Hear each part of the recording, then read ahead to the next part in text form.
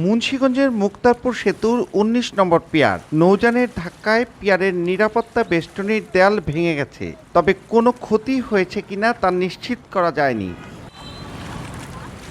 স্থানীয়দের অভিযোগ, ঘন কুয়াশার মধ্যে নৌযানের বেপরোয়া গতি এই দুর্ঘটনার কারণ। তবে সেতুর নিচে সতর্ক বাতি না থাকারও অভিযোগ উঠেছে।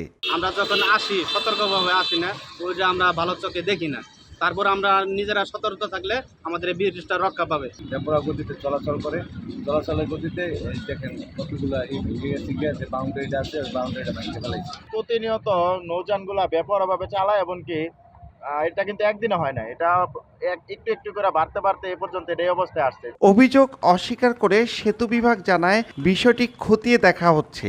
সিসি ক্যামেরা না থাকায় নৌযানটি শনাক্ত করা যায়নি। রাত্রের ওই যে প্রতিবারে যেটা হয় কুয়াশার কারণে ওই লঞ্চ গুলা পেয়ারটা দেখতে পারে না। আমাদের লাইট দেওয়া আছে, তারপরেও ফগি ওয়েদারের কারণে না দেখতে পারে, ধাক্কা মারে। আমাদের ওই আউটার সাইডের যে প্রোটেকশনটা আছে ওটা ওই ইগুলা কলাম গুলা ভেঙে ফেলে। প্রতিবারে রিপেয়ার করি আবার ভাঙ। আমরা রিপেয়ার করতেছিলাম, ওইটা গতবার ভাঙছিল, তারপর রিপেয়ার করে রাখছে, আবার ভেঙে দিচ্ছে।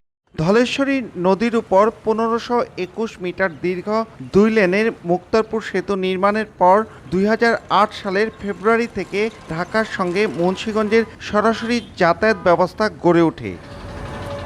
নাসির উদ্দিন উজ্জ্বল, সময় সংবাদ, মুন্সিগঞ্জ।